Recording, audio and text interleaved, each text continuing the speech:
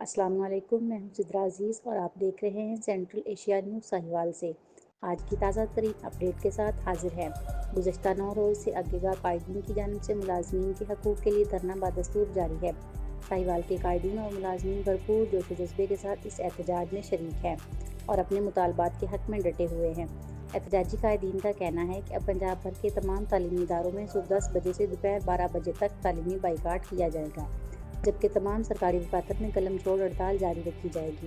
انہوں نے واضح کیا کہ جب تک مطالبات تسلیم نہیں کیے جاتے، دھرنا اور احتجاج اسی شدت کے ساتھ جاری رہے گا۔ نامنظور نامنظور، دھرنا جینا ہوگا مرنا ہوگا، دھرنا ہوگا دھرنا ہوگا، جینا ہوگا مرنا ہوگا، دھرنا ہوگا دھرنا ہوگا، جینا ہوگا مرنا ہوگا، دھرنا ہوگا دھرنا ہوگا۔ ایک ریاست و دستور نامنظور نامنظور، ظلم کے یہ ضابطے ہم نہیں مانتے، ظلم کے یہ ضابطے۔ اسی دوران تمام ملازمین اپنے بازوؤں پر سیاہ پٹیاں باندھ کر پرامن احتجاج ریکارڈ کروائیں گے۔